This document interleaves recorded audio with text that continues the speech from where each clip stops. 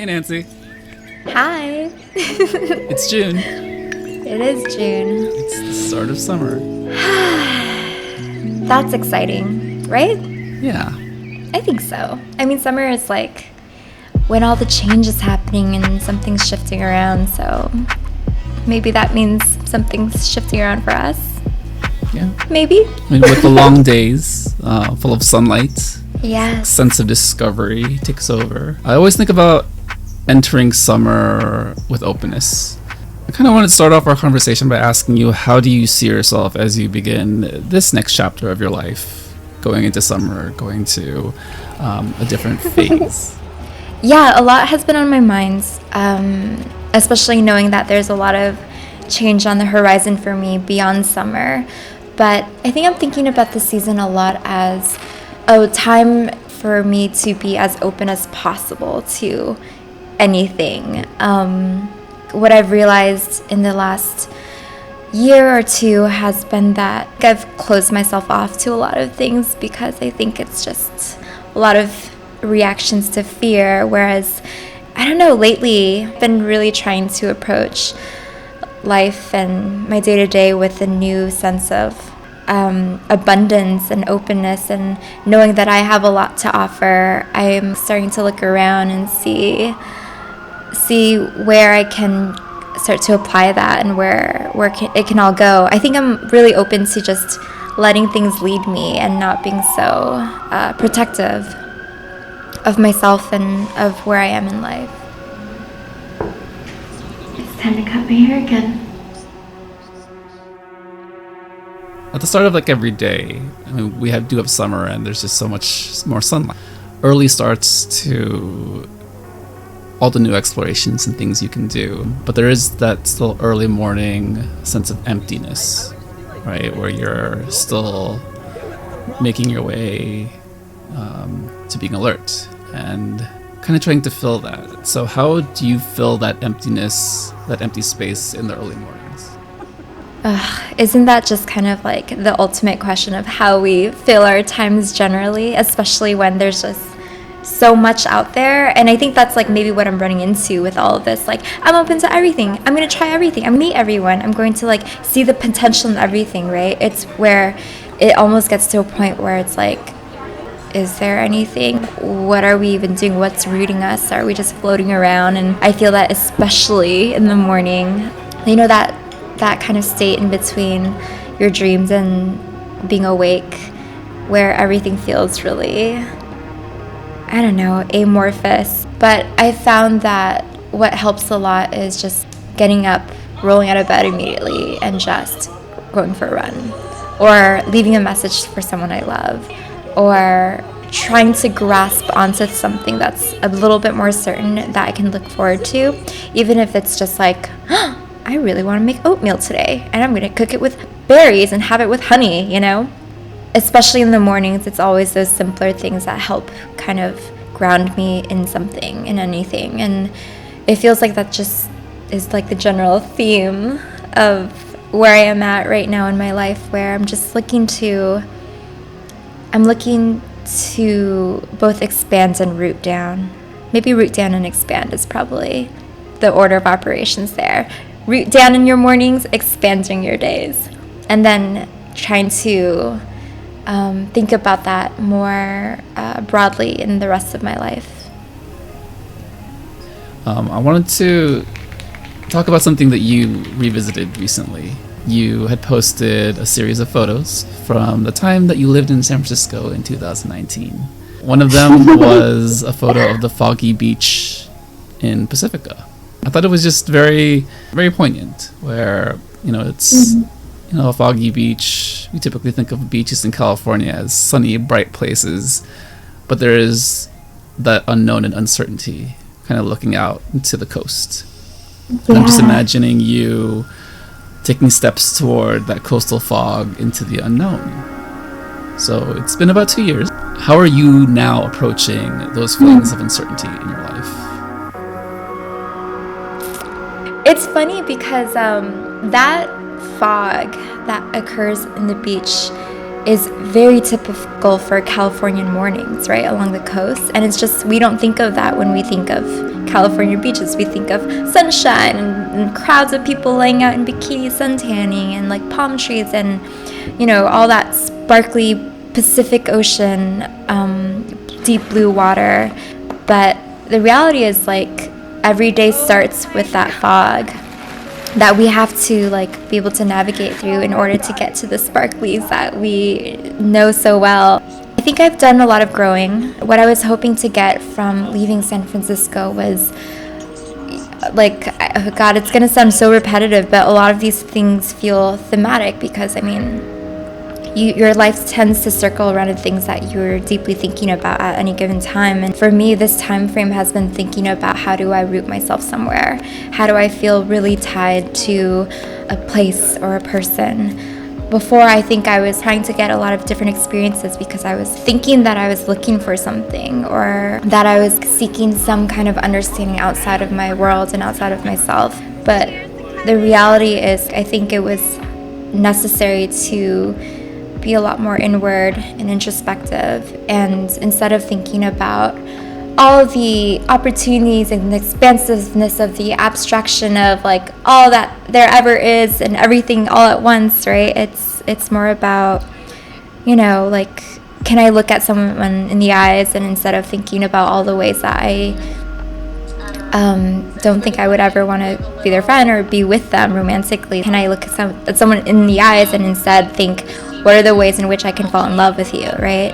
And that's how you root into things. You don't approach things with so much fear, and you don't approach things like thinking about all the things that are wrong with the situation you're in or the things around you. But it's more like, I'm committing to this. I'm committing to this place. I'm committing to this person. I'm committing to this group of friends. I'm committing to this community. And I think that was like the mental shift I had made in the last 2 years, where I already started to have this sense of like desire for nurturing something.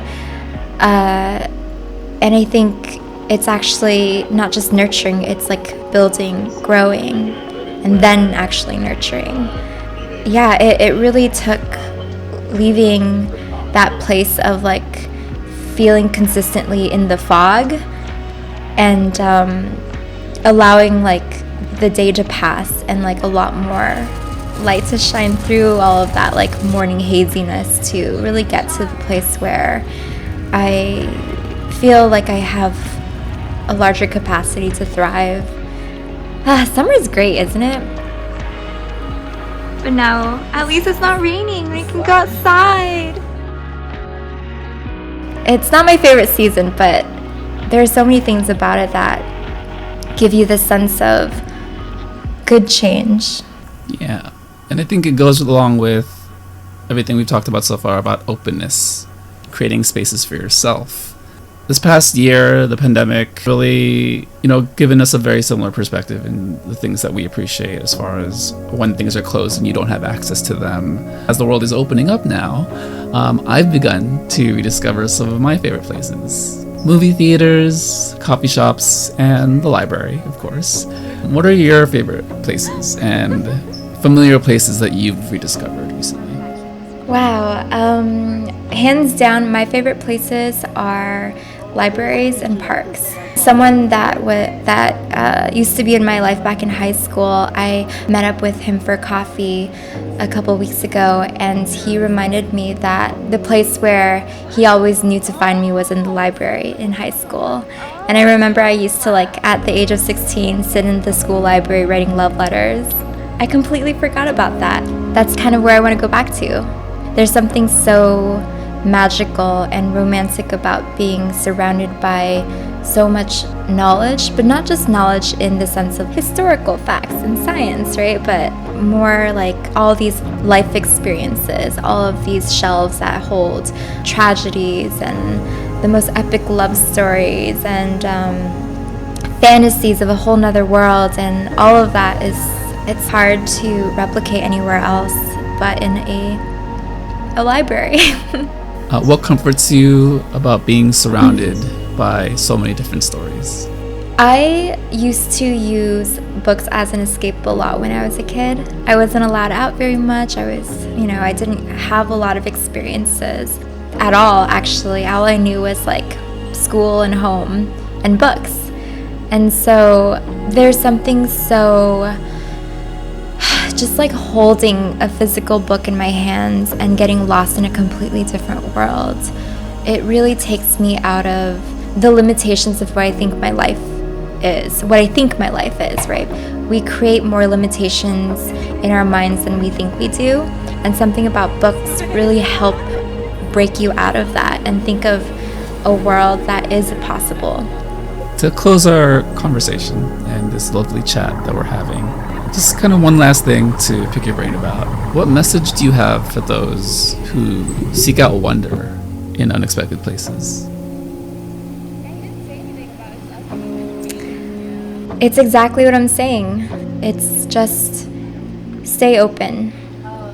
No matter what, there will always be things that are just going to be difficult to go through, and that's a part of it, because if you shut down in a way where you are protecting yourself from those things, then you also deny yourself all of the other possibilities, right? And I think that's the key thing. It's like no one else is doing it to you. It's you denying yourself of these things. And I think it's really obvious to say, but it's like far different to put it into practice. Like, what are the defense mechanisms you're not identifying in yourself?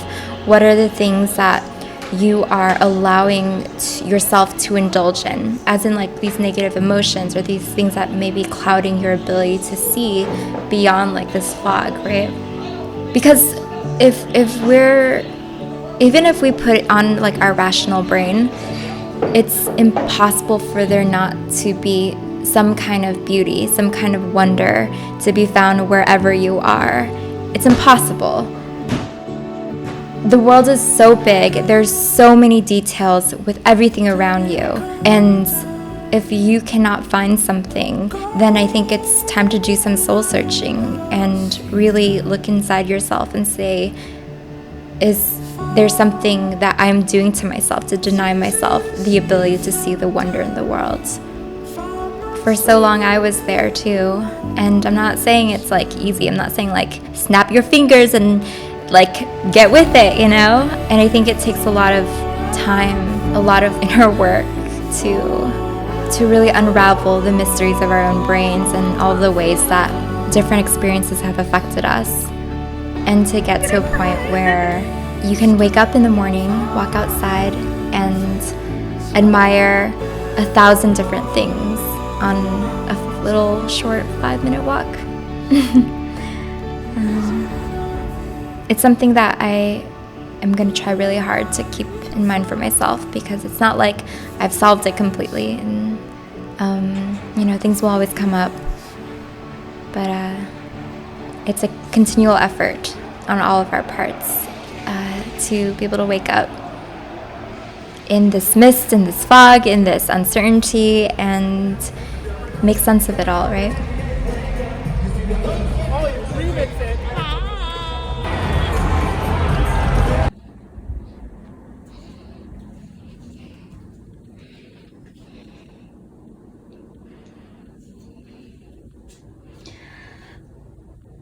Tragic day, but an excellent season.